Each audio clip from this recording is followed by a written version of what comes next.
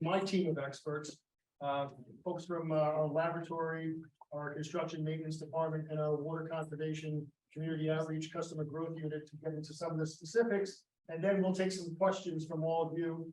But before we do that, I do want to recognize Town Supervisor Jay Schneiderman and thank him for being here tonight. If you want to come up and say a few words, you're obviously more than welcome. Come on up.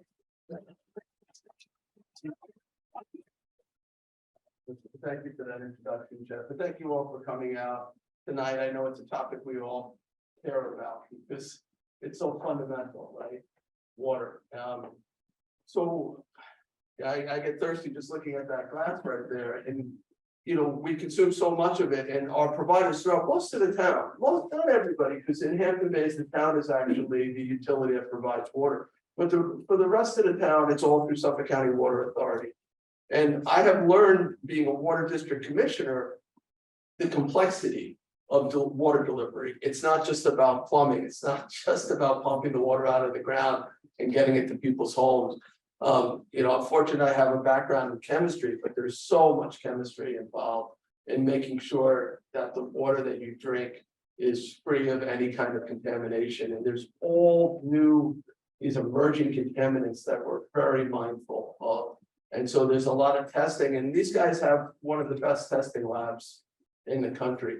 So we partner a lot, we work together. In fact, Jeff and I were just talking about new ways that we can work together to make sure that the water that you get is of the highest possible quality. So you can rest assured that what you're consuming is not going to do any harm to you and will nourish you. And and there's other issues that we're going to talk about tonight. I unfortunately can't stay for the meeting, but conservation is major. We use water not just for our own health, but also for fire suppression is really critical. So we also use it for irrigation for our lawns and gardens. And I know we're about to get rained on pretty heavily, but you know, last summer we had a long period without rain. And I don't know what this summer is going to be like. And we have some massive uses of water in this community, unbelievable estates that use thousands, tens of thousands of gallons of water to irrigate their properties, and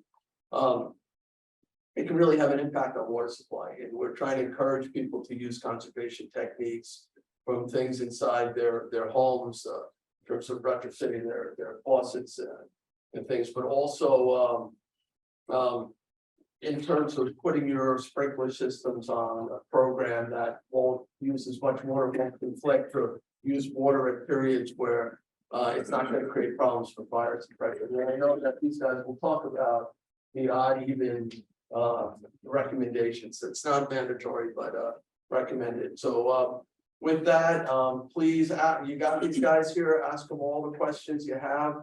They've got a great team prepared to answer anything that you might come up with. So thank you for coming out. Yeah, thank you. Just again, you know, we deal with a lot of elected officials at every level of government, from the highest powers in government to village and town trustees. Right there, you have one of the most passionate and dedicated elected officials. It's always been a pleasure. He's always thinking forward and coming up with solutions and trying to solve problems that exist. So it's been an absolute pleasure. So thank you very much. Let's jump into this. So why WaterTalk? WaterTalk, there's a lot of information out there about drinking water quality. Some of it can be confusing. So we want to make sure that you're getting accurate information about the water that you drink. A few years ago, we created this forum. And as I mentioned, I think earlier, we run from basically Melville to Montauk. Suffolk County Water Authority serves about 85% of the population in Suffolk County. Hampton Bays, as the supervisor indicated, is separate and apart. Hampton Bays Water District. Riverhead Water District is separate and apart from us. Ringo, a couple of others. But for most everyone in the county get their drinking water from the aquifer below, provided by SCWA. So you're going to hear a lot about our laboratory and what we test for and the steps that we take to remove anything harmful in the aquifer. We remove it before it gets to your tap, so you're not drinking it. We'll also talk about some local infrastructure, some of the improvements that we've made in the community, some of the projects you may have noticed. If you haven't, we can maybe talk a little bit about some of the projects that we expect to happen to improve the infrastructure within the community here in Southampton. And most importantly, we're going to hear from you. Hopefully we'll have some questions, you'll have some questions and we'll be able to answer them. The Suffolk County Water Authority is not part of Suffolk County. We're an independent public benefit corporation operating under the Public Authorities Law of New York. Got that? Could you explain what that means and what the benefits to your clients are, to the consumer, please? Well, we're not a taxing authority, right? So we're separate and apart from Southampton Town, from New York State. New York State has the ability to create authorities that gives us special powers. We're one of them. We were created, I believe, initially in 1937. We took operation a few years after that.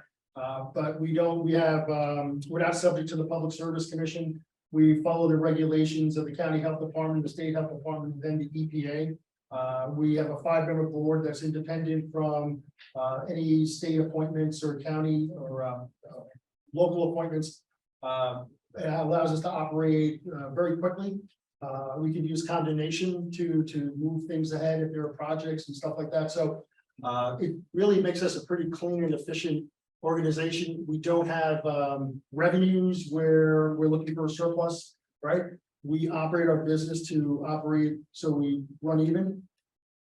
Where does your budget come from? Our budget comes from water revenue, so 99% of our operating funds come from drinking water revenue. Not the state at all. No state.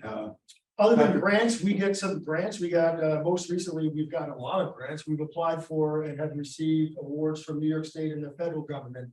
So some of it's grant money. But not for operations, grants are for capital. Yeah, for capital.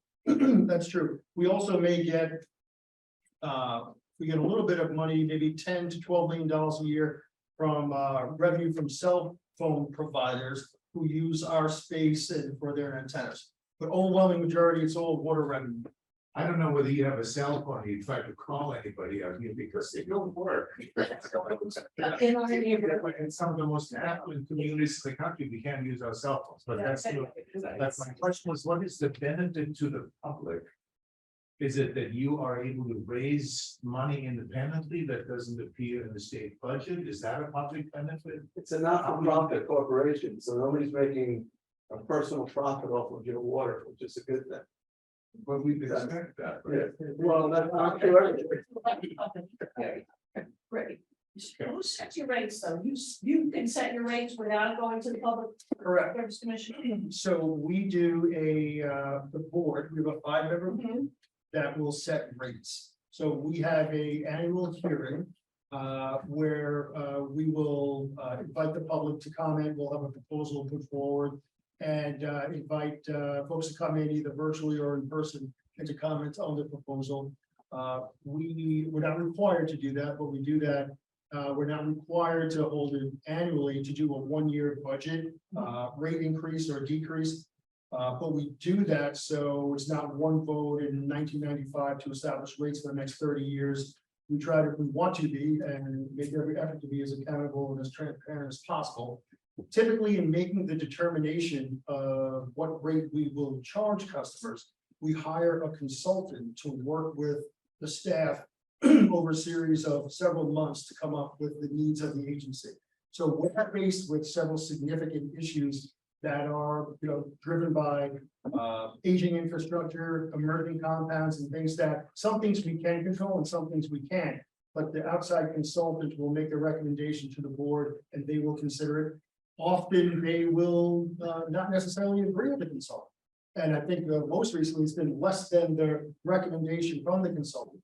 This past year, when we adopted the budget, I believe it was about 4%, maybe 4.1% on average increase, which is about $1 or $2 a month increase. How many tiers do you have in your rates? We have 2 tiers. Then why do we have 2 tiers? Why do we not have 3? That's a great question. We're gonna do questions at the end, but hey, you know what? It's a Wednesday night. You said you weren't gonna be here the whole meeting. That's why we did it. You let me get the first sentence out, but So, most recent, last, 20 or 30 years, we had a flat rate structure for commercial accounts, residential accounts. There's a quarterly service fee, right, to have service, Right, which I think is around $30 a quarter. Then you have a consumption fee. Right. 3 years ago, we implemented a second tier for the super users because we build our infrastructure to meet peak demand. Right, peak demand is June, July, and August when it's dry and everyone has the irrigation systems on. And it's between 12 midnight and 6 or 7 a.m. Right, when we're pumping 70% of the water that we pump for the year between those months, between those hours. Ridiculous, right? it's ridiculous. So in order to meet that demand, we need to have infrastructure. It could be booster pumps, it could be additional well fields, it could be any variety of improvements to make sure that we can meet that for emergency purposes and fire suppression. Why not rob people? So what we did is we established the second tier.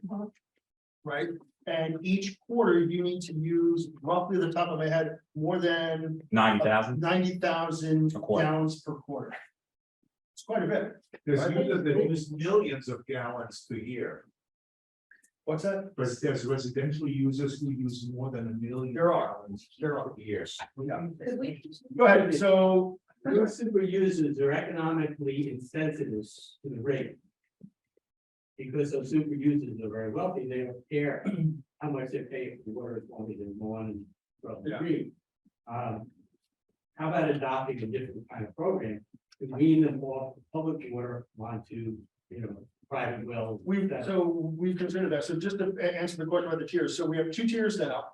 And this past year, spring, we were very seriously considering a 3rd tier for the super users. And we did not have enough confidence in our account data, in the data that we have on our customers' accounts in order to establish that and know that it was going to be done, in a fair and appropriate way. So we're working on account record maintenance, but you may be hearing a lot more about that in the future. Yeah, I think we need a 3rd. Okay, thank you. But that's, the super users pay more per rate, right? Yes, so the higher the tier, the more they pay. I think is it almost twice as much as the initial tier? Yeah, the initial tier is very low.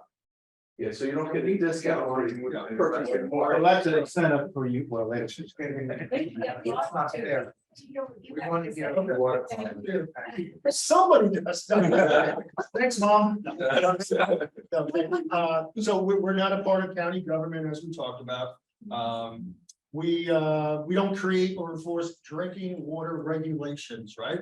This is the responsibility of the United States Environmental Protection Agency, the EPA, and the New York State Department of Health. But we certainly do weigh in and are active participants in the process of establishing new drinking water regulations. I'm not going to steal any of these folks' thunder. I'll get off and let them talk, and then I'll come back and answer some more questions. But thank you very much. And next we have Gavin. Gavin works in a laboratory and is going to talk about all the things we do there. Thanks, Gavin. Thank you. All right, like Jeff said, my name is Gavin. I've worked with Water Authority for about 17 years now. Majority of the time in the bacteriology department, but now I'm kind of handling project coordinator roles. About our water authority, or about our laboratory, I should say. We are the largest groundwater testing laboratory in the country. We've got a lot of wells in Suffolk County, a lot of entry points, so we're doing a lot of testing here. Again, it's the largest in the country, and we take pride in that. We've probably got about a little bit over 50 employees. They're all dedicated, and they're all very proud of the water quality that we do provide. So it's a good group we have. So the largest.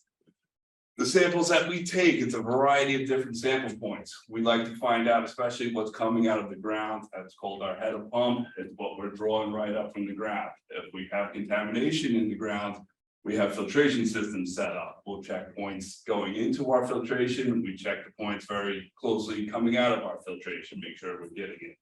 We also check our treated water. And we say our treated water because we treat it with two things. We treat it with lime because coming out of the ground, it can be acidic, around 5.5 pH. We'll give it lime to increase the pH between 7 and 8.5. It's a very important corrosion control.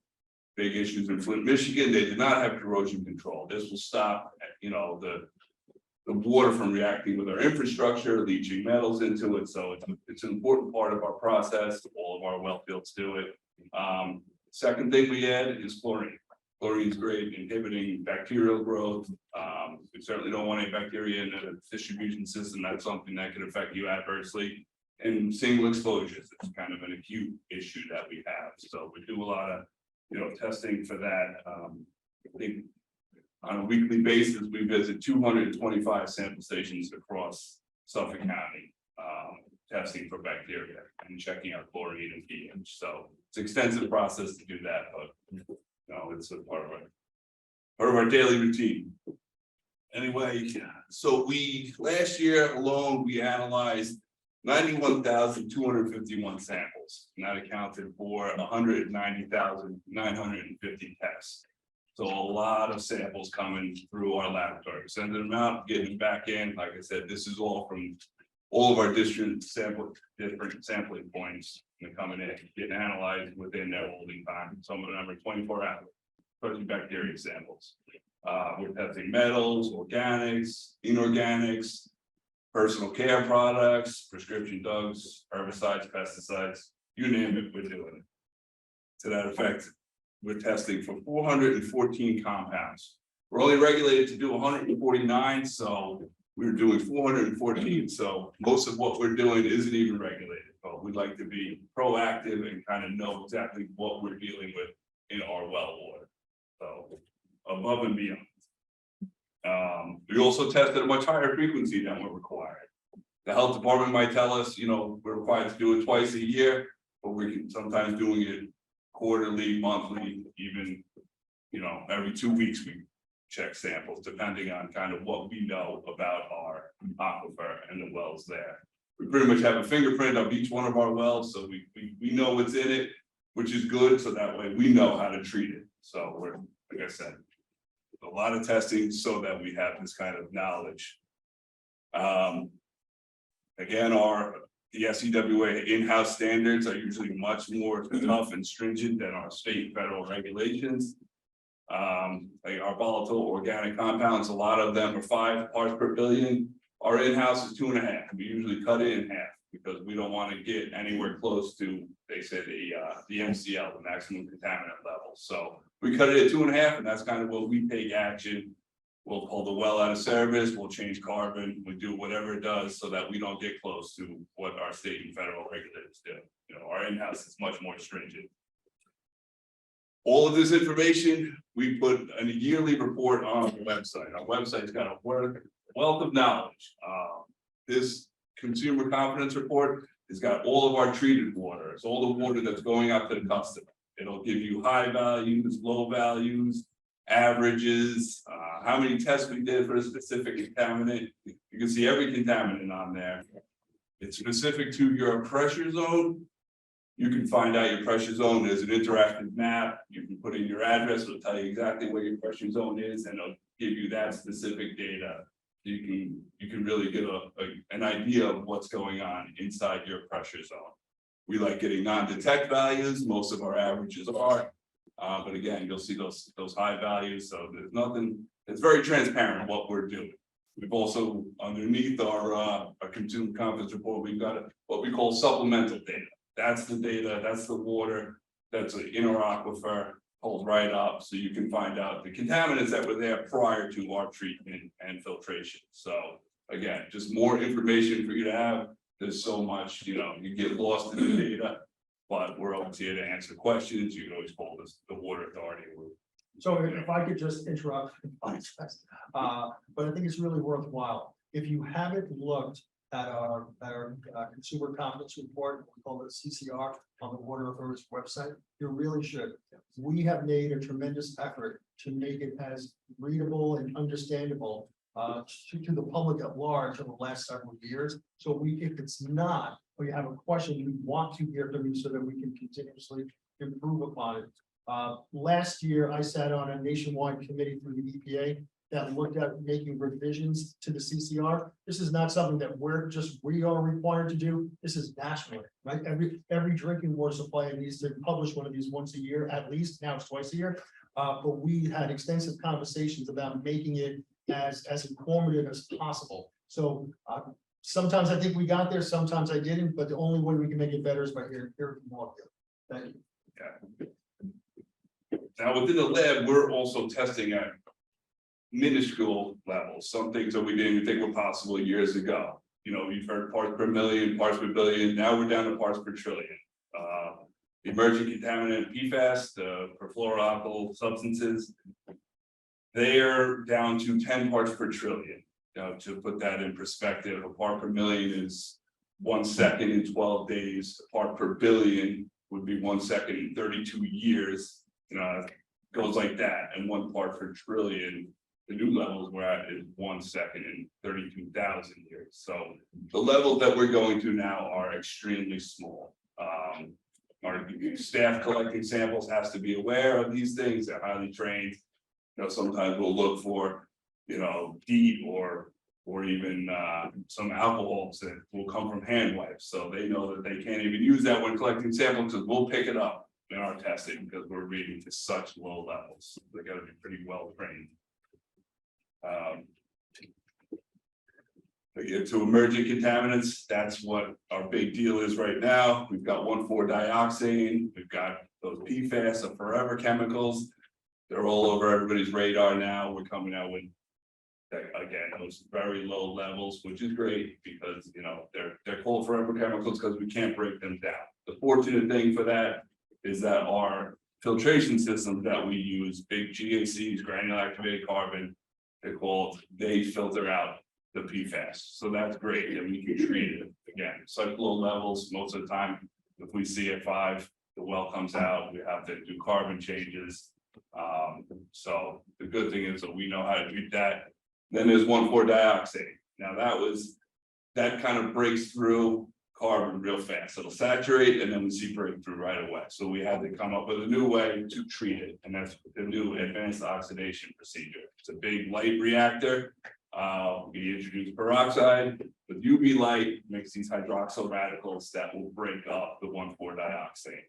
So that's a new filtrations thing for us. We're investing a lot of money into that, making a lot of new AOP systems throughout just to get rid of 1,4-dioxane. Like I said, with the carbon media, again, that's our go-to. That's for most other contaminants. We use carbon media. Those are when we're actually taking very frequent testing of our effluent. We need to see breakthrough is what we call it. So we keep testing, we're getting non-detect. As soon as we'll see a little bit of breakthrough in that contaminant, that's when we need to change our carbon. But each well field is different. Like I said, they've got their own fingerprints. So which contaminant breaks through first, we're pretty sure we have an idea, and we sample that more frequently than any other contaminant. So I believe that's all I've got. Can I have a question? Yes. You say that your standards are more stringent than the EPA, and I think you are known for having higher standards than the federal government has exhibited in the past. But it appears that while 3M is trying to settle PFOA claims worth $150 billion right now, the EPA has really been absent in setting any standards on PFOAs and PFOAs. By what measure do you establish your standards to know that you are actually cleaning this up, since the federal government hasn't really acted on it?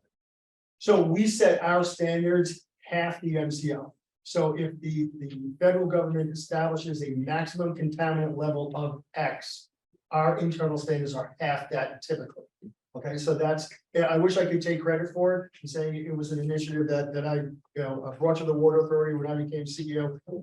14 years ago, but it's actually been a long-standing practice. As far as, Jeff, that also the state standards for drinking water quality too, so sometimes the state is more strict than the federal, which in the case of those emerging contaminants, they are. So the federal might still be at 70, but the state is at 10, and talking about lowering it down to 4.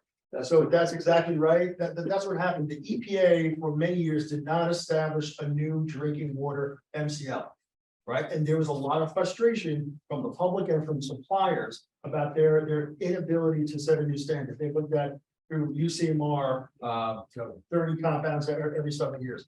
So the states started to act like New York, Wisconsin, New Jersey, California. Several of them really were very aggressive in saying, okay, EPA, you're not going to set a standard, we'll do it.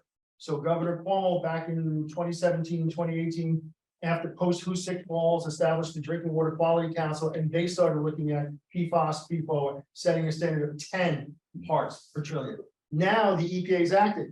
Now the EPA has proposed 4 parts per trillion. So they're coming along slowly. And what we've been doing is sort of analyzing if those new proposed regulations take effect, going from 10 to 4, how many additional wells will that, how will that impact our service territory? And it could be upwards of 80 or 100 new treatment systems that we would need to put in to get to that 4 parts. And then, of course, we would try to treat it to 2. Because we do half the MCL. Yes, I just wondered, do you have any independent authority that checks that double checks you and anything randomly? yes, the health department will go around to our wells and they do random testing. At our well fields, just do their own, research. But not the EPA, they don't. We get tested on our ability as a laboratory to give the correct data twice a year. It's called a proficiency test. The lab will get it for all of its contaminants that we have to send it in. The wine test to make sure that, we're operating with it. We should be. We get ready. And we just wrapped up the testing, and what do we get? 100. 100. Yeah. And also all of the information in the CCR, that public document about drinking water quality, what we test for, what we get, that is verified and checked through the health department. We don't publish it until it's the county health department takes a look at that. Yes.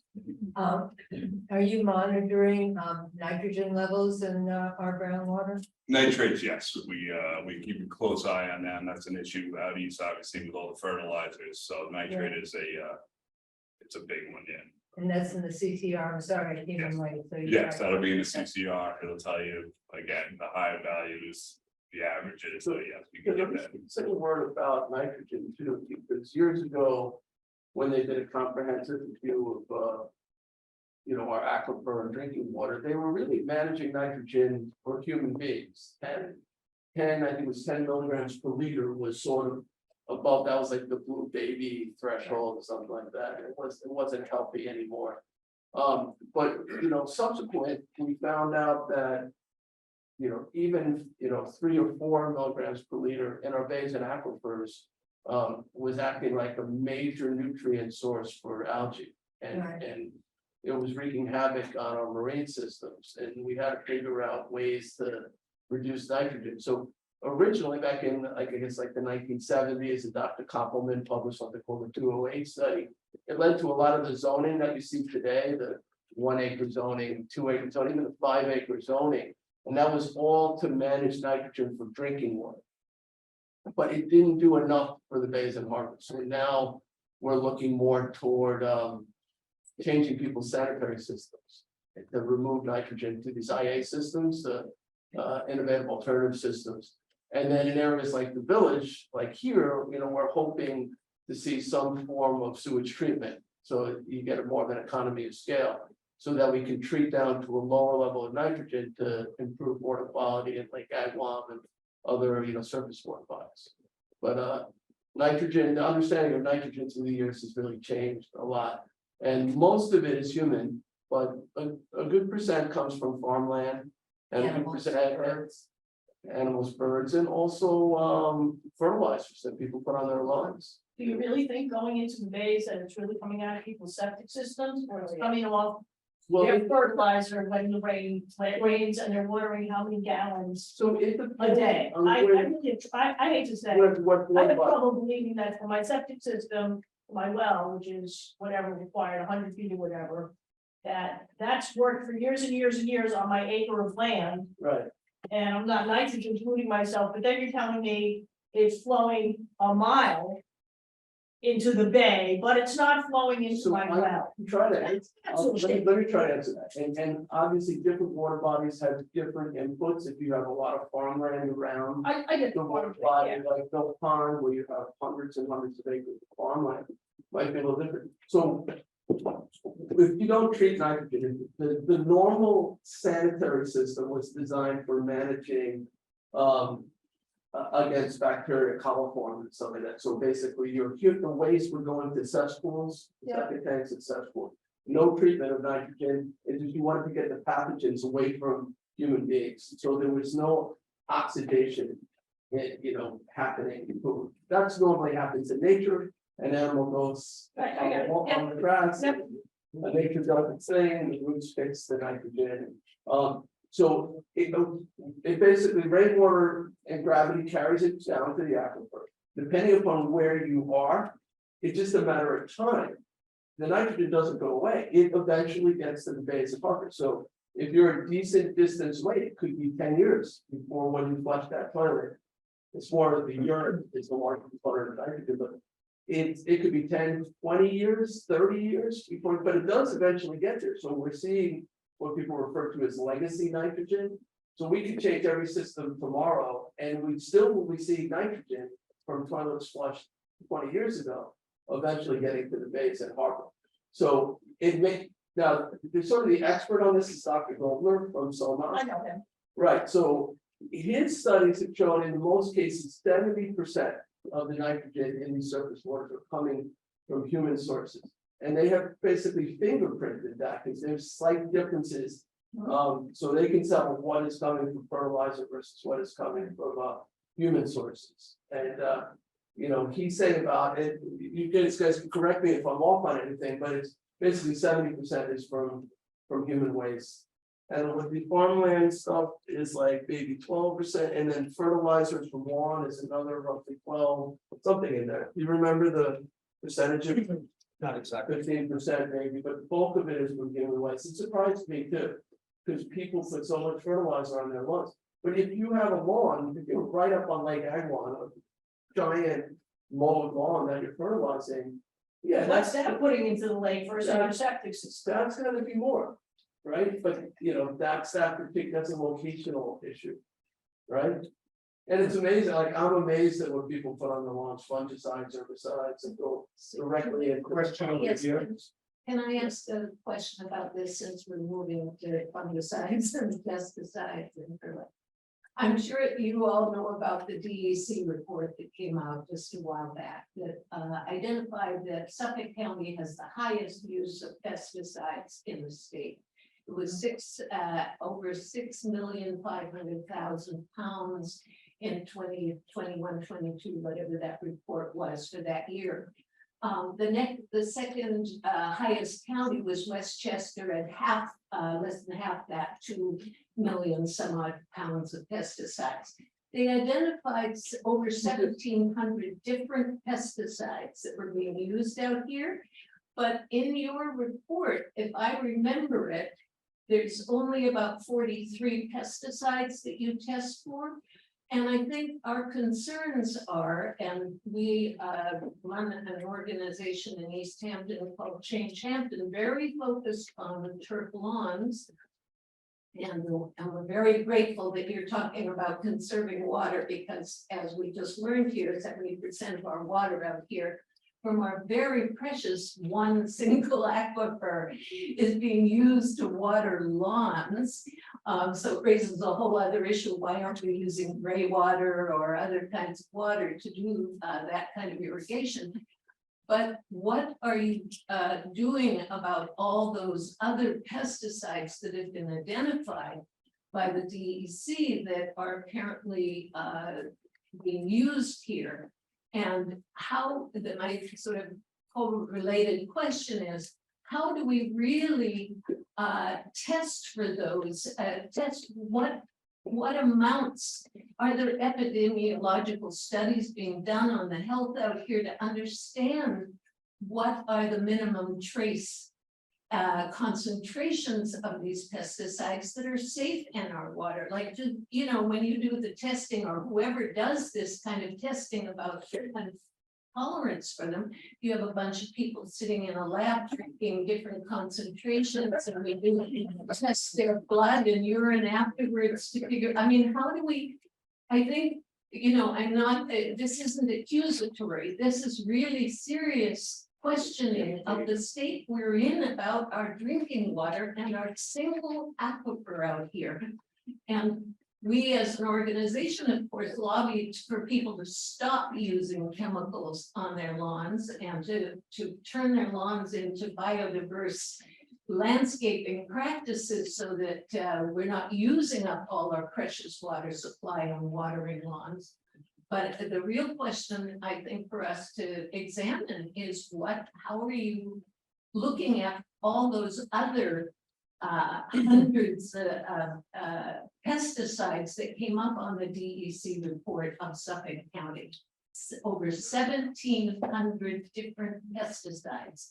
How many are you actually testing for? Well, it's a good question. I mean, a lot of the data that we get for things that we're unsure about, it comes up in our unregulated contaminant monitoring rule. They call it every 5 years. They'll kind of let us know some things that aren't on our radar yet that we can test for. They do it countrywide though. So we're currently doing it for the PFAS compounds. So to see kind of what is an issue, what's getting down to the groundwater. So these herbicides, hopefully they can get filtered into the soil. The soil is a great filtration system. Yeah, as Gavin had mentioned earlier, you know, specifically, I can't rattle off the top of my head which ones we test or which ones don't. Gavin may be able to. But we go, so we're required to test for 150. We test for over 400.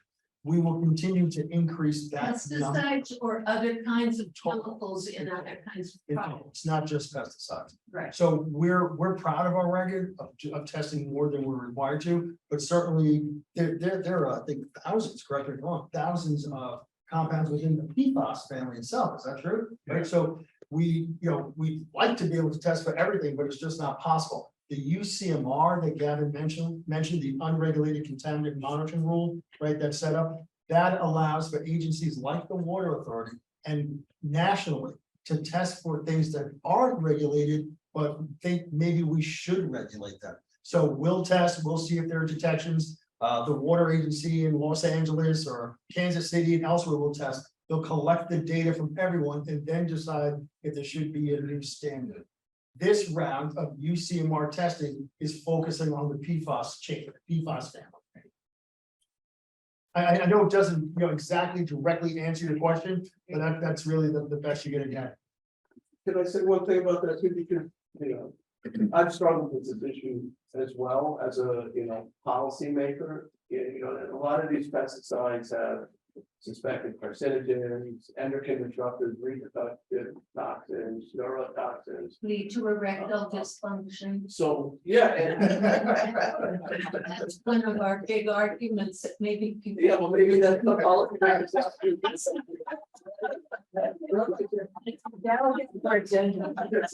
So, when I was East Hampton supervisor years ago, like the first thing I tried to do was something to sort of put some local restrictions on it. And I'm so, you can't. Only the state can. Right, so that's what I wanted to talk about. So something called FIFRA, which is the Federal Insecticide Fungicide Regulatory Act. Right. That gives the state the right to regulate pesticides. But preempts everyone else. So the county and the towns don't have the right now. These guys sometimes may detect something in groundwater that supposedly the manufacturer says it's not supposed to get into groundwater, and that may lead to changes at the state level. But, you know, it's been really challenging because the state and the ag chemical industry, it's very powerful lobby.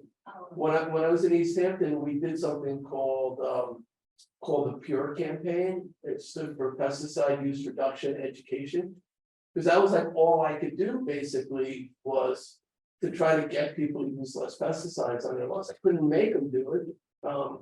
But at least we could give them some tools and training and show them some of the alternatives. And there's been some, I was at a meeting the other day and somebody said, we should revive that Pure campaign. And we produced some pretty good materials years ago. But, you know, we can talk about that and maybe it's frustrating that we can't do more at the local level. At the county level, I thought maybe we could do it. We could certainly do night fertilizer, and we did. We passed laws limiting when you could use fertilizer, where you could use fertilizer. But we couldn't touch the pesticide issue, which really, I wanted to anyway, because we had a health department. And I felt that we ought to be able to preempt this federal restriction because the health department is tasked with keeping people safe.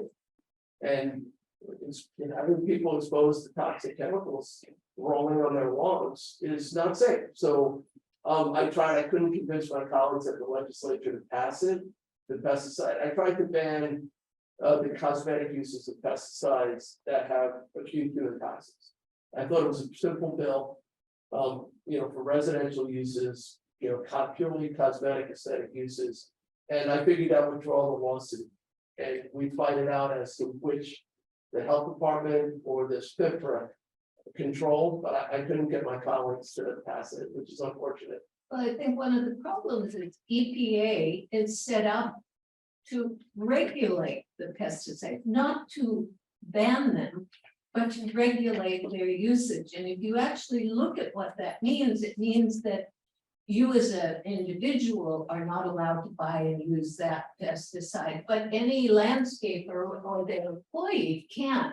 Now, so this raises another whole issue about how much we are educating landscapers. There's supposed to be registered applicants, you know, they're supposed to be licensed applicants, and they're supposed to publish what they're using and warn the neighbors and things like that. Yeah, it may or may not be, that's an important fact, that's the one thing the state does require, is, you know, the pesticide applicators to be licensed. I continue program moving along. Had fluorine for bacteria, control of pH. Have you ever enhanced that? Have you ever added anything for enhancement? Growing up, I always thought fluorine was added, but I don't think that's the case. Do you add anything, any enhancements?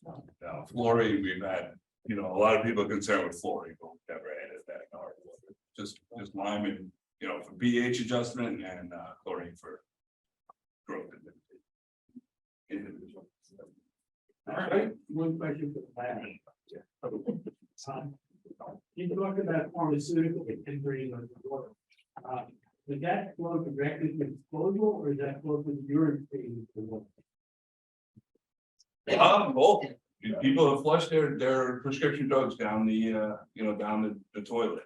You know, we actually, I think we have initiatives very careful to pharmaceutical drug drop-offs that we organize, and so that it doesn't get into our system. Yeah, they come from both. Yeah, so I think there's a sense from suppliers, not just locally, but around the country, that they can be better partners in collecting some of the excess medications that people want to dispose of. I know pharmacies recently have been very, very good at doing that, but we have a program in place, and it's something that I think we should probably dedicate resources to even enhancing, because people don't know what to do with them. You know, they want to do the right thing. It's like, it's like anything else. So what do? They dump. You don't add sequestering agents to the water room? Also polyphosphate or not? Polyphosphate, yes, we know our high there, iron. Yes. So that, lime and chlorine. Correct. So we'll keep moving and then we have questions at the end. So I'm Brendan Warner, I'm Director of Construction Maintenance at the Water Authority. So I oversee our construction maintenance department, which is basically our distribution system. So from where it leaves our well points all the way to your homes. So I'll just give a quick overview of kind of our distribution system, some recent projects, and then John will talk about conservation, and then if we have questions at the end.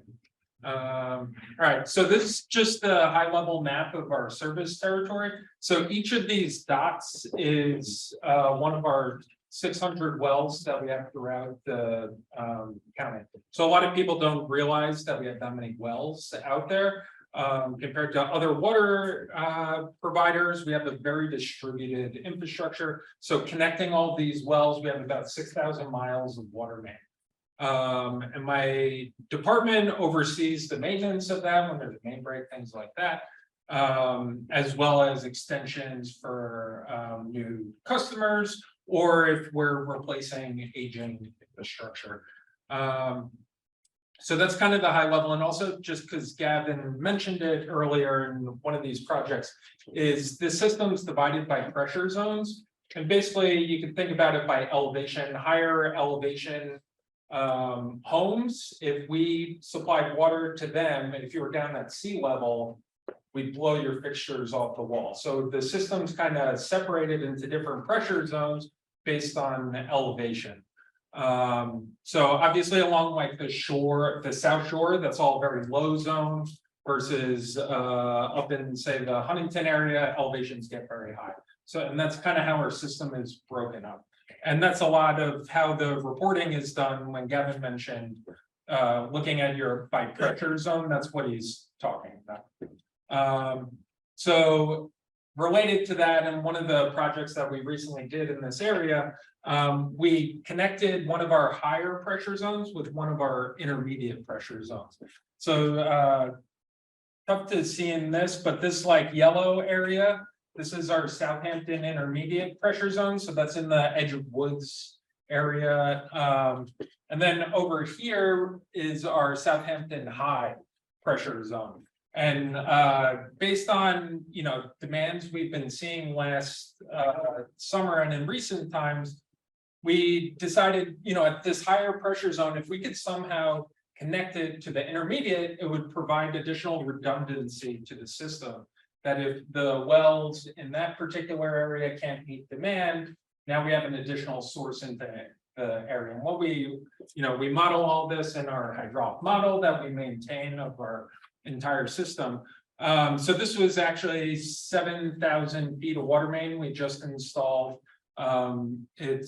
We just finished all the sampling and everything and should be going into service in the coming weeks. But this was a big project for us because it helps build that resiliency of the system. And one of the great things about our infrastructure is that it is so distributed so that if you have a main break, you don't see 10,000 people without water like you might see in like some other states where they have one huge water main that feeds everywhere. We're able to isolate problems to one area and limit the impact to residents.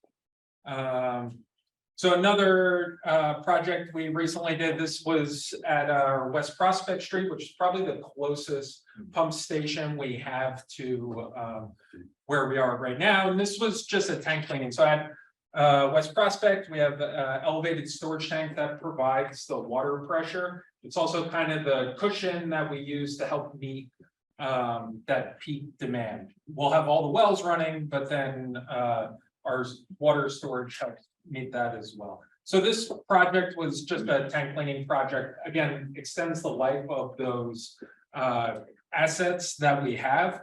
And at the end of the day, it helps maintain all of our infrastructure so that we can hopefully maintain lower rates, because it's our rates that end up funding our capital program. Other towns and cities have made artistic statements with their water tank.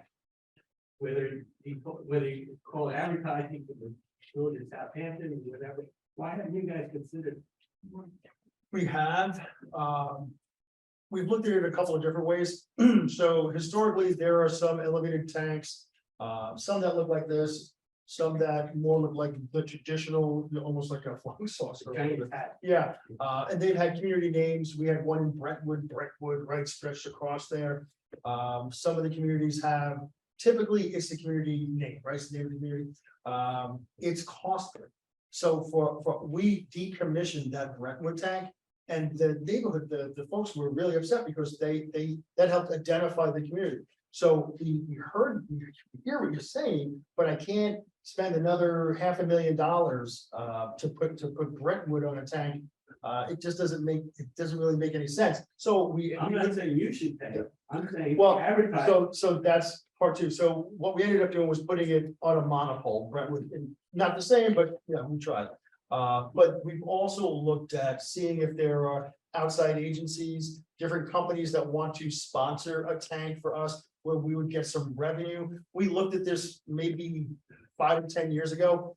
At that time, I didn't really think that the benefits that we would get as customers, as ratepayers, would really be, it would be worth it to have Coca-Cola or something on one of the tanks. So it's something that maybe we'd look at again, but I'm not sure if that's the direction we want to head.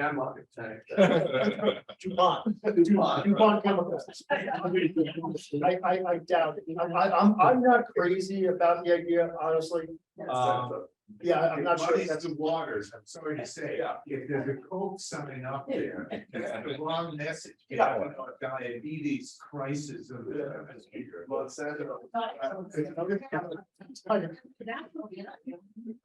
So I think one of the, you're the infrastructure man, so I want to address this to you.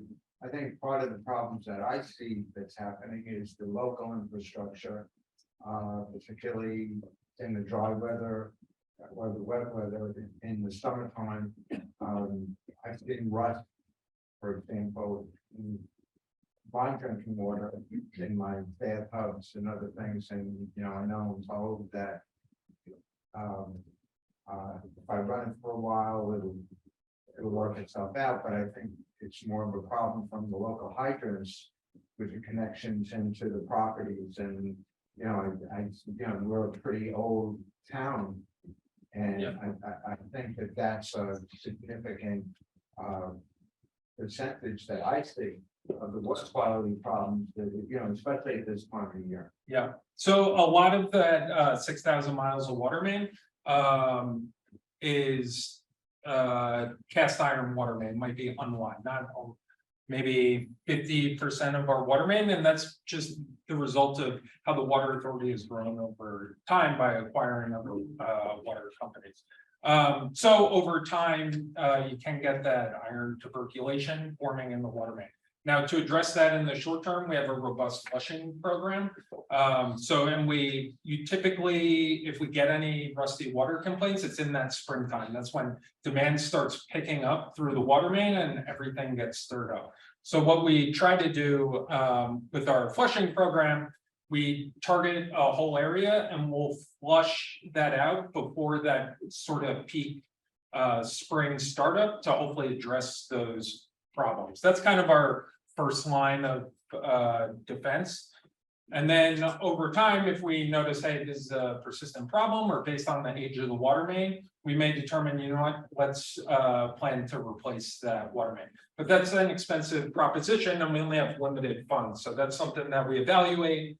Is there a way we can address this in the short term, or does this go on to the longer term capital plan?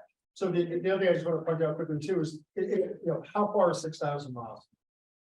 Right, anyone? Flies across the country. Well, New York City to Siberia, right? That's a lot of water in Suffolk County. And if it's on our side, right, we do everything we can to keep the system moving and to flush. But 6,000 miles of main, so there will be issues, right? There will be brown water, there will be rusty water. If you see it, let us know about it and we'll try to address it. We'll send a technician out. It also could be, if it's on the hot water side, it could be your hot water heater. No one ever thinks it's on, your side. It could be your pipes, it could be your plumbing, but that's something else to think about. if there is an issue at your house. It could be a hot water heater. And I would add on to that, because we're on Hill Street, and one of the things that consistently triggers rust in our water is when the big water tankers come and fill up their tanks. And I understand you sell them licenses to be able to do that. But I have to ask them one day when I 4 or 5 in a row. And the problem is the rust comes in, you can't use the washing machine that day, and there's rust in the water. And I call and your people in it are very helpful, and I often see an improvement and fewer trucks. But the truck drivers tell me the hydrant across the street from us has the cleanest water of all the hydrants. They're filling up in Southampton Village, the pools in East Hampton.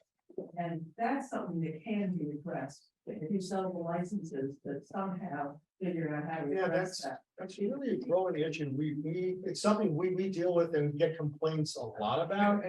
And excuse me, and I'm over by Manor, and used to be the lobster, and there's a hydrant there that we're sort of connected to, and then. Then your pipes run to my property and, you know, a number of other homes in the enclave. And, you know, I've called them and I wasn't satisfactorily, satisfied that, where the problem is. And, you know, and we had called twice, so, you know, if it's my hot water tank, I'd love to know that. If it's your hydrants, or if it's the infrastructure of the pipes coming to the. Did we take somebody to your home? And Yeah. okay, they weren't happy. Did they take samples? Did they? You weren't happy with the results or the information They provided? took samples, but they did come out. You know, I have to say that I wasn't, So what we I would. wasn't sure of the resolution. We would look to see if there are other customer complaints from your community, right? What are the complaints over what period of time, and see if it's a potential Yeah. target for a main. And we have the ability to map all that now, so like when somebody calls the complaint center, now we could see all of those. Call Brendan or call me, tomorrow, 563-0353, 563-0353. And, give you the location and stuff, and Yeah, we'll talk, and we'll get back. As far as the other, can I just, I'm sorry. Yes. He's got the floor. I can Keep the number one more time, please. 563-0353. I do want to mention, though, we do struggle with the issue of tanker trucks. And it's not just on the South Shore of South Fork, also the North Fork and other locations. We need to do a better job at looking at the entire program. Who has a permit, how much water they're taking, how disruptive it is to the community and stuff. I'm not really satisfied with what we have right now. Do you meter those trucks? Nope. So they're taking the water. no, they pay, They're supposed to, we'll tell. well, they pay I forget what the dollar amount is, but they pay, when they get the permit, I want to say it's several $1,000s, which ends up being a lot of water, so they are paying for that consumption kind of upfront.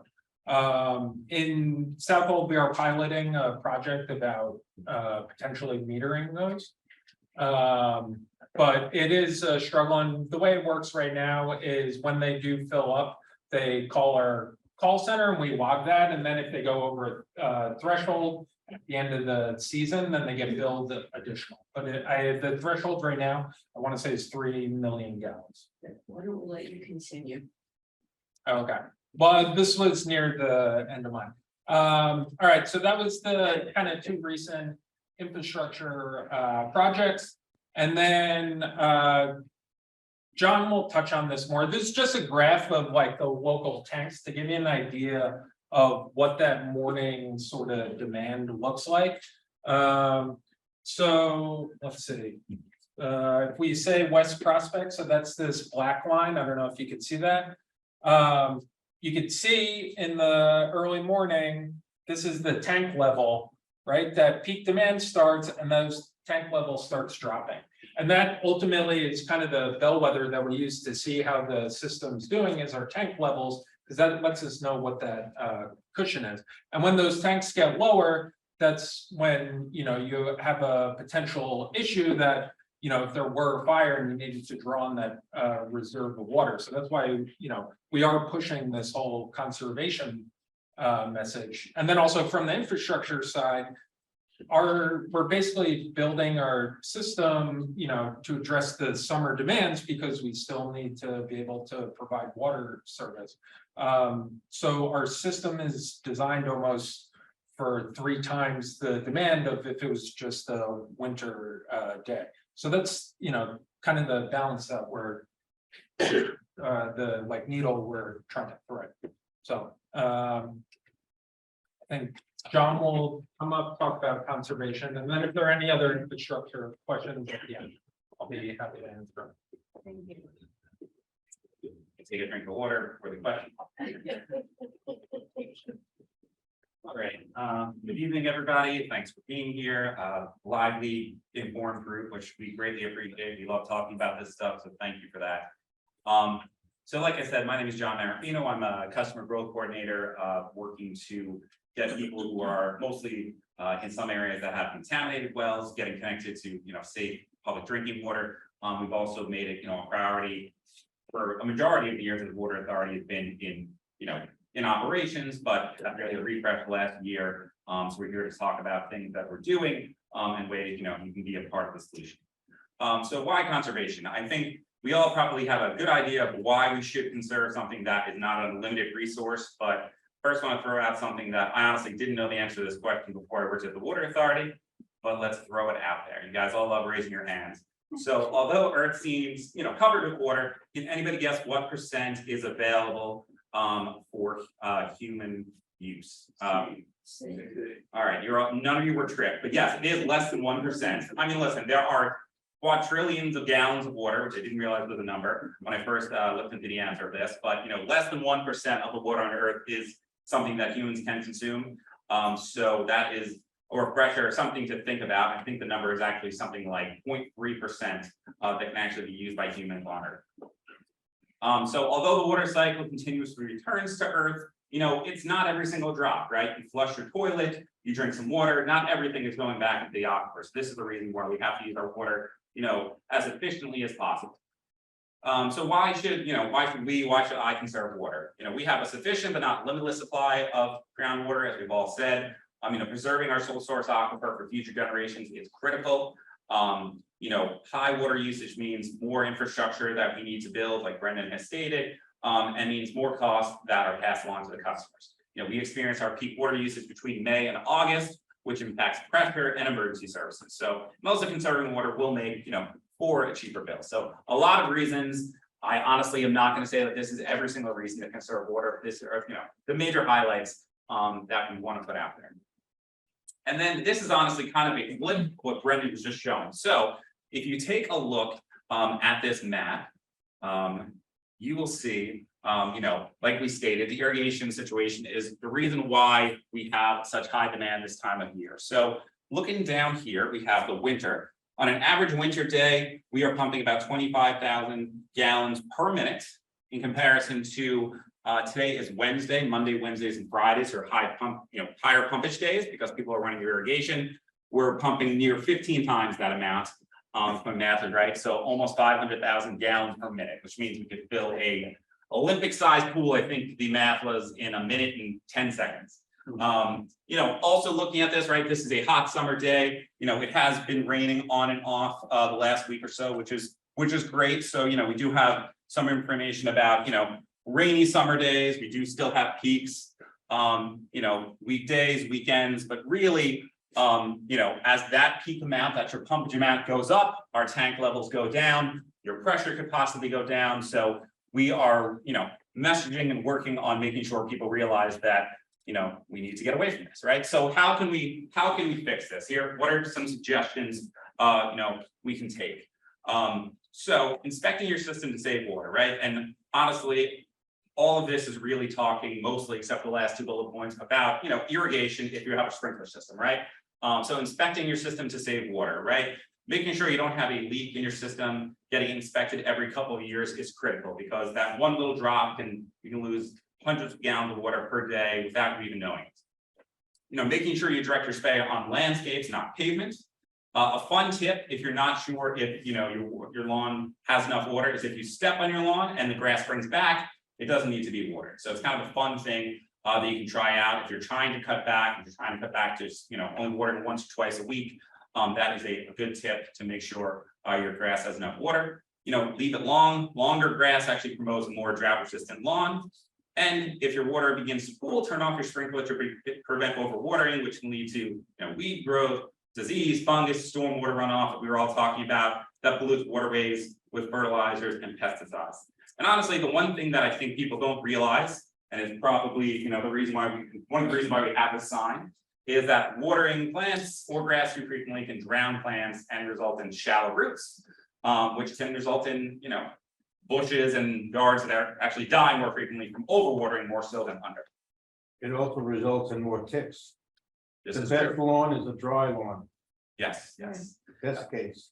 for sure. And I know it was a pretty warm winter, so I know my understanding is this summer is going to be a very heavy tick summer possibly. And then last but not least, something that we're trying to talk to people about. I don't know how many of you know about geothermal systems, but these are systems that are heat and cool with water. Open loop geothermal systems that people are connected to our water. We're asking people to really strongly consider having them as closed loop, because right now the open loop geothermal, if they're connected to us, puts a significant strain. Those are a lot of those systems that are using tens of thousands, hundreds of thousands of gallons of water every single day. So we actually did ban, I'll come to you. We did actually ban new systems from being connected to us as of 2020. But there was a lot of years and we've been in existence before 2020. What are your questions? Can you also ban pre-existing systems with a phase injure? My understanding is, and I know we are starting to have conversations with some municipalities, but I don't know that we have the authority to do that. I wouldn't going back and shutting down existing open loop systems. They give you 3 years. Yeah, I don't think certainly the water authority does not have the ability to do that. Mr. Schneider, you have the authority. Over time. Probably. You can probably advertise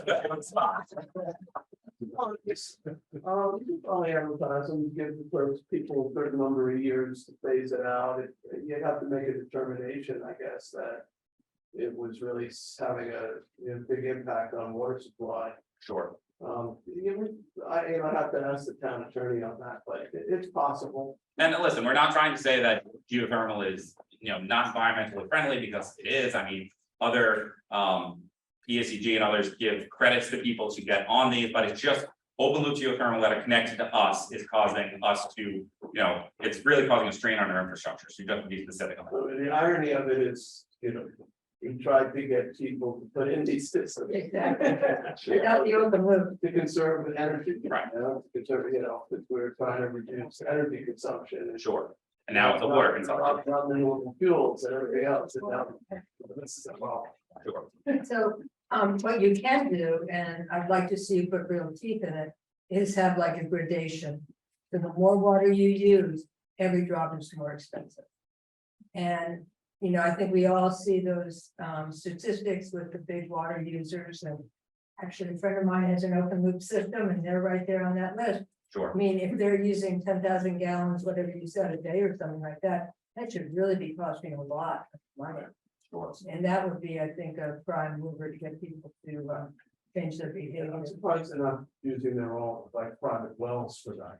I mean, I think my understanding, and the infrastructure folks on to my left will correct me, is that the acidity of the water that's coming out of the well, out of the ground, it's not ours, is causing, infrastructure issues. So eventually, if their well fails, then they, and they want to connect, they can connect. I mean, like I said, it's hopefully, we believe, if people let us know that they're open loop, are not connecting to us, but it's, we're stuck a little bit between a rock and a hard place. We are starting outreach on this topic though, because we do have some data for people who registered as open loop geothermal, and we actually are starting outreach. We're talking to people about it because we can start with education, and then sadly, it's going to be up to policymakers and other people to make people do things. So you didn't really respond to the idea, I'm sorry. the gradation, the more water you use, the more expensive Sure. every drop gets. So we had mentioned before you came in this, I thought, Okay. yeah, Sorry, that okay. we have a Alright. 2-tier system and we were looking to establish a 3rd tier. Yeah, fourth tier for these people. A lot of tears. There you go. How would you have a campaign that really convinces folks that there's only 1% of water in the world is drinking water? Sure. That spending it on your lawn is really socially irresponsible. And perhaps, you know, I mean, the tanker trucks who come here that fill these pools, it's an attitude. Right. Of how, you know, the consumption that you just wasted. Right. And perhaps there could be a smart campaign Mhm. that you are not what you waste, Sure. but you are what you preserve. I mean, Serve. That's a good point, but I will say is we have to walk before we can run, right? And 97% of our customers are residential. They use 80% of the water. So we do have to talk to, you know, the people like you who are here, who are maybe using irrigation, maybe aren't, about ways that you can cut back little by little. So, you know, it's one step at a time. We agree that it's something that we need to do more about. And, you know, we are working on it, but we have to walk before we can run, sadly. There's also a movement that has left the gate, and it is about reducing lawn Sure, and avoiding pesticides sure. and planting natives. Now, I think that I think I've seen something come out of your We shop we about might have, the significance of native plants. Sure. Because they don't require water. right, and a lot of them Just are, for the right, a lot of them are vegetable. drought resistant, maybe they need to be watered once a week or something of that And nature. they're more beautiful than the exotic stuff. Sure, sure. Yeah, no, it's definitely something that we are, you know, it's a part of our multi-phase plan for conservation. Like I said, it's easier to ask people to cut their irrigation time in half, something that they could do tomorrow.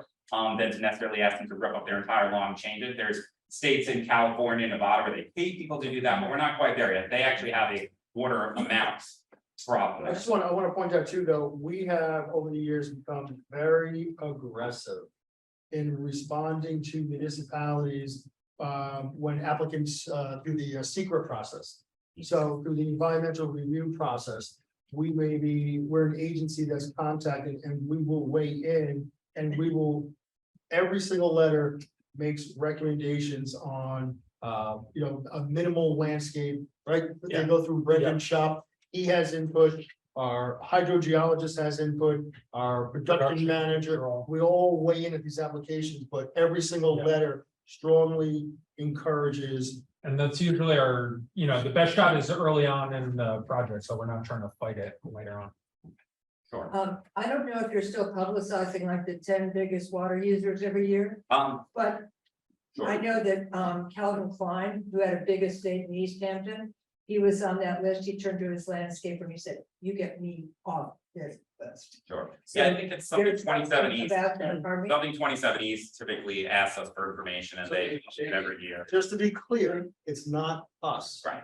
Right, 27 East and other publications will foil, right, through our attorney's office, the information about account users. We're required to give it to them. So we're not looking to shame anybody. Some people like, that's not our thing.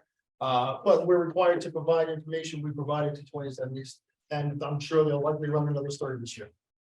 I requested though, instead of 27 East, I guess, and maybe I should talk to them, publish the average water usage. Which of course is the incorrect statistic in this case, when we have the skewed distribution, we really need the median water distribution. Sure. And probably you should be looking at the first quartile would be what a normal group of people uses. And Sure. what is that compared to what these other people are using? I mean, I will say, just to follow up on that, right, so the average user, you know, uses between 130 and 150,000 gallons per year.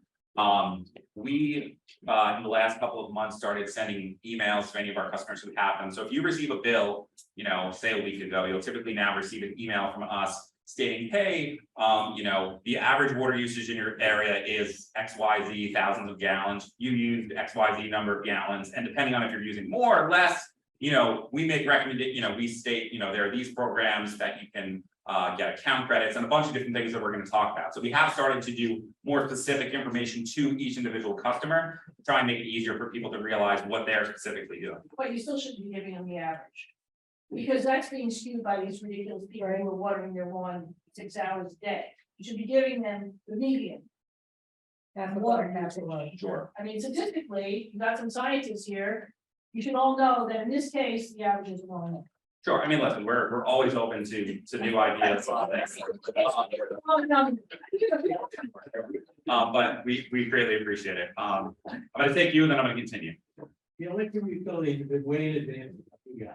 Sure. You know, with the meters that reduce consumption during peak high. You know, obviously that requires a revolution in the irrigation industry, Sure.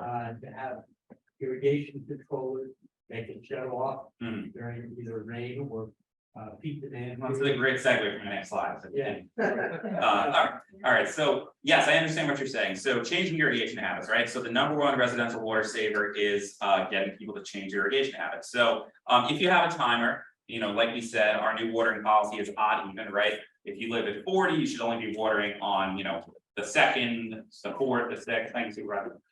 If you live at 40, you should only be watering on, you know, the first, the third, and the fifth. So this is a new watering policy that, you know, you're going to see coming from every which angle from us. We've already started to talk to people about it, but just to make it clear, right? It's not odd even is, you know, if it's 40, which is an odd, you know, a big even number, you water on the even days of the month. Just sometimes we get questions about that concept. So we do like to try and clarify that.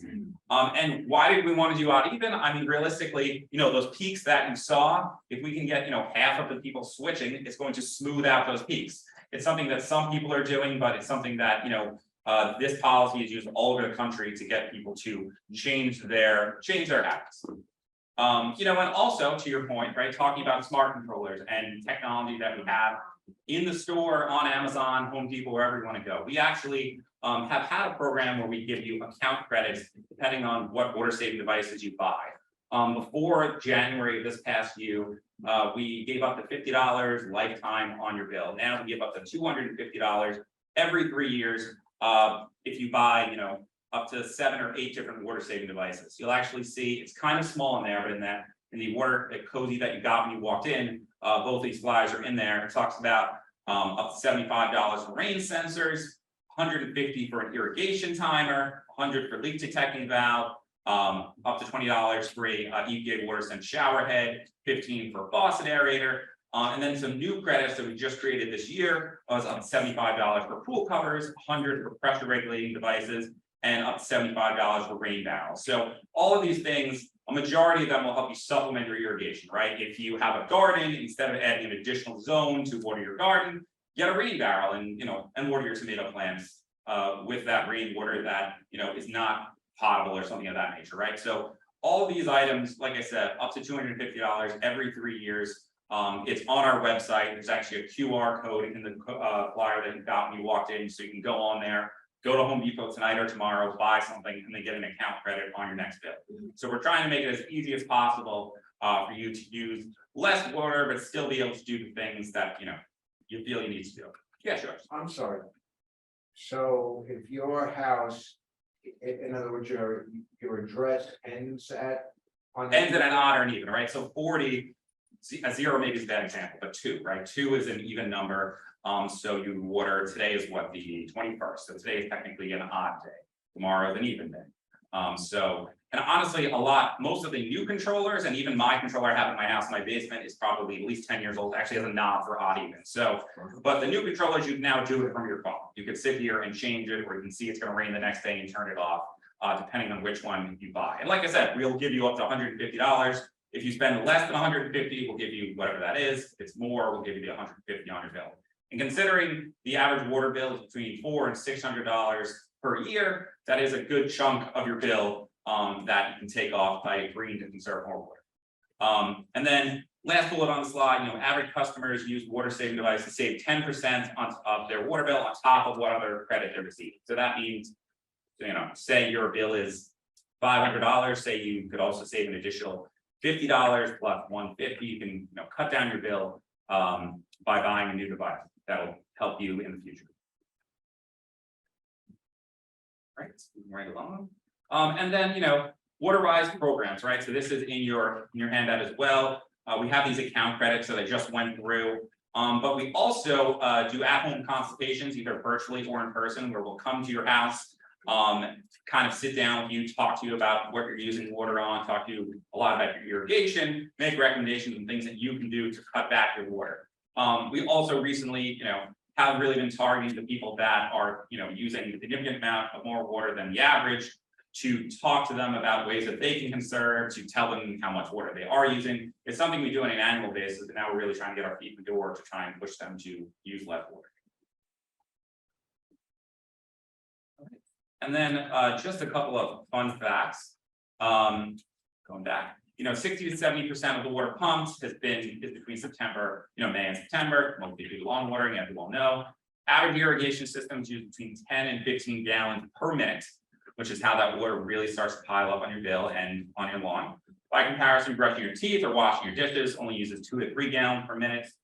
And if you have a swimming pool, those hot summer months, you can actually lose up to 2,000 gallons a month during the summer if you don't have a pool cover. So one of the reasons why we recently added solar pool cover as a credit is we want people to keep the water in their pool, not just having to constantly refill their pools, during the summer. And like I said, new water saving devices are available and will provide you credits on your bill as long as you can provide proof of purchase. And then, moving right along, one of our campaigns that we started many years ago, we actually also, this is also through Lightcap, I believe, Our Water Our Lives, right? It's actually a part of our Nassau Suffolk coordination with the Long Island Conservation for Aquifer Protection is our Water Our Lives campaign.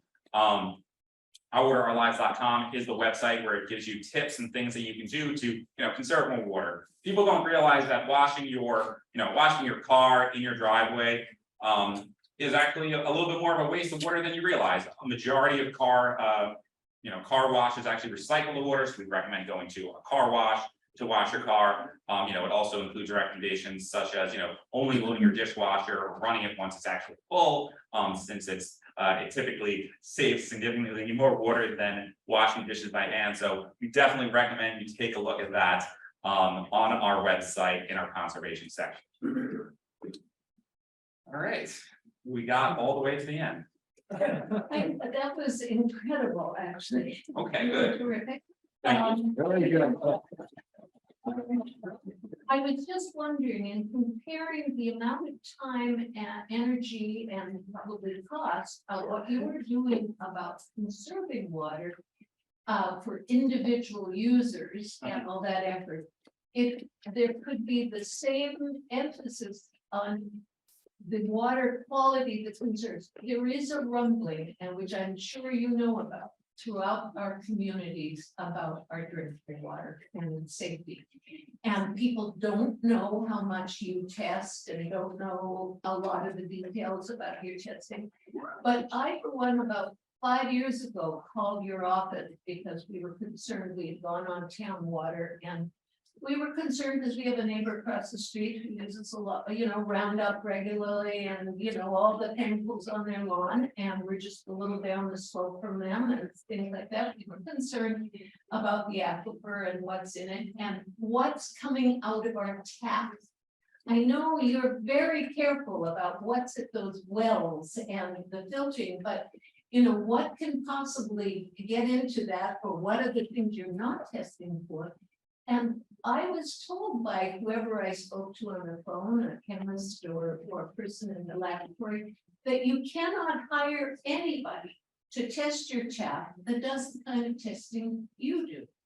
And I think in terms of building confidence among the community of water users and our drinkers and our concerns, that we need to have some confidence about what's coming out of the tap.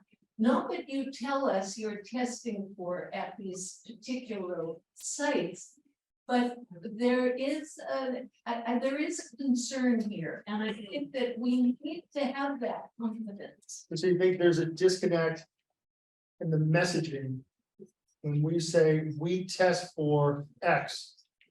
In our mind, we test for it, we remove it. So by the time it gets from the well through the distribution system to your tap, concerned What that was it's it contaminated not between the well tested? and the dam. Oh, okay, I'm sorry, They between. were using Roundup and different pesticides. Oh, no, I don't even think that that's possible. I think No, it's a no. transparency issue. Oh, I'm sorry. This is a transparency. I think few people know how your system actually works. So for instance, we looked at a town map of East Hampton that showed the movement of water over the years. And clearly around Accabonac Harbor, which is one of the two barrier islands in the town of East Hampton, water moves quite quickly, like 1 or 2 years. Then there's another spot right next or just north of the town dump, which part of which has been turned into a golf course. And the water moves very quickly there, just the same as 3 miles down the road along the water's edge. And we're wondering, well, why is that? Is that because you have a wellhead there and you are Oh, taking water out certainly of this? pumping from a well can influence the direction of anything in the aquifer for sure. Right, so how do you distribute? And what are that? So we have a model, we have a model that Yeah. Brendan's staff utilizes. And we can forecast, taking many different factors and variables into consideration, the flow of water. So we do that, Brendan's shop does that. And And there there are have that identifies each well and how much water you take out and who you deliver it to. Yes, Okay. Yes. Is that accessible to the public? Is that water tracks a little bit? no, There was a map here before that one of you had that showed red dots and blue dots, and it was not clear. You know, there's. so the red. No, the red are just, sorry, so all these blue dots are wells, these red dots are just our offices. So we can read. Yeah. So this is our East Hampton office, our West Hampton office, the red stars are just our offices. Oh, I see. Yeah. So there- There's no, those are just It should locations. be as well. zoomed in to the intersection of Church and Harrison Street. But just to answer your question about, what we test for at the well site. Part of the testing, we also have sample stations throughout our distribution system, where they're also testing the water quality throughout distribution. So that's, and that's part of the regulatory requirement. My question- Yeah, to make that way we know what's leaving the pump station is making it to the homeowners. Okay, I have a question. Sure. Okay, what do you do in areas such as that have been issues in the past, let's say Brookhaven National Labs?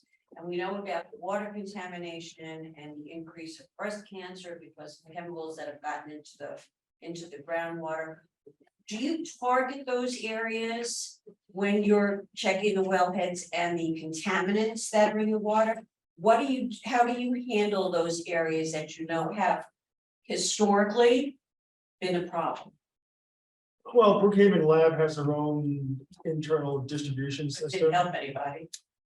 But I think also kind of how Gavin mentioned, each well has its own sort of fingerprint that we know. So each of our treatment systems is bespoke to the water quality of that specific well. So some wells require GAC, other wells don't. And also the testing protocols that go along with, our initial tests of the well. Kind of guides how we address. A majority of our wells don't have granular activated carbon to remove compounds. They have lime and chlorine. Yeah, that's it. We don't need it. So what do you do in those cases, let's say like around Brookhaven Labs? Brookhaven Lab, we're working with the lab. Our lab works closely with the health department. We test for radiologicals in the well fields surrounding that laboratory. So we do, every year, there's different wells that we're looking at. We haven't found any contamination, which is a good thing, but we are still on top of every year. There's several. Often monitoring wells were put in by either the state or the county health department. Requests are made, even if we have concerns where it's not an official, it's not a drinking water well down 800 feet. But it may be a shallow monitoring well to ensure that nothing is spreading. That's often Yeah. done in many instances where there's a known or potential threat. Well, that's what I'm asking. Yep. Known or potential That's- threats. and- that's- What our treatments do. So right now, the county health department, in several areas where there's folks that are not connected to the water authority, but are threatened by contamination, like PFAS primarily. They have, it must be over 50 different, what they call survey areas, right, across Suffolk County. And we work with them on a weekly basis, tracking, monitoring where, where is it potentially coming from? What homes have been impacted, who's getting tested and all that stuff. It's largely led by them, but once we have enough information, then we go in and then we connect people. So we've been active trying to get grants and trying to get, offset the enormous cost of laying water mains so that people that do have those threats are connected to the public. Does it include Wayne Scott just now? Yes. These campaign airport, because as you know, the PFOAs are a huge problem there. And one of the questions that we have is, there was an area just east of the airport, which is a known Superfund site, and which polluted the wells of Wayne Scott, of a large part of the community there. But the quote little pine barrens that the town of East Hampton gets most of its drinking water from happens to be adjacent to the airport. To what degree can you measure and influence and protect that the water we're getting isn't being leaked into from the Superfund site right next door? What assurance can I give you that contamination isn't leaking into our drinking water supply? Well, it's all the testing that we do. It's all, we test raw water at the well field. Before Street. Raw water, right? So that's constantly what Gavin and his group are doing. So have you actually hooked up the people who were affected in Wayne Scott? You know what? We've only connected. I think about 350, is it maybe? Yeah, Or 350 of the potentially 600. There's still a significant number of people who are on private wells, and the water main is there for them to. And we do So outreach, we yeah. talk to them, we say that you're in this area, and they say, that's okay, I want to stay connected to my private well. Taste of it. Maybe, and honestly, in Wayne Scott, the town paid for majority of the cost to connect, so majority of it to connect for them is $0, and they still don't want, so I can't force people to do things. Correct. I have a hydrology question. When I was very young, Meadowbrook actually flowed, which is along Meadowbrook Parkway. We had been flowed in 50 years. But what happened to the level of the aquifer over a long period of time, 20 years supply area? I'm not sure if I can answer that. None of us here, we have hydrogeologists. We have geologists, hydrogeologists on staff. They're super smart people. You'd like them a lot. We're not. Give me my card and we can. Well, we can Circle that. We can have That affects that people Wilson. And Greenbelt, the Long Pond Greenbelt, the ponds were all really low. Sure. That's another area where, I don't know how close your wells are to that. Map. But we, The other the other thing part, to- give your information to John. Yeah, I have my cards, I'll grab it. that our wells are also much deeper than a typical residential. Say that the Suffolk County Health Department on any epidemiological studies of cancer rates in Suffolk County. No, we have not. Or the cocktail of various herbicides and fungicides acting in concert. So you have permethrin, which a lot of people use against ticks. Then we've got the neighbor who's still using Roundup. You know, what happens when these compounds filter down into the aquifer? Like, what studies are being funded and done in that regard? We have not participated in a study like that. Yeah, that's out of our, we have the health department. I don't know if they're locally doing something like that, but.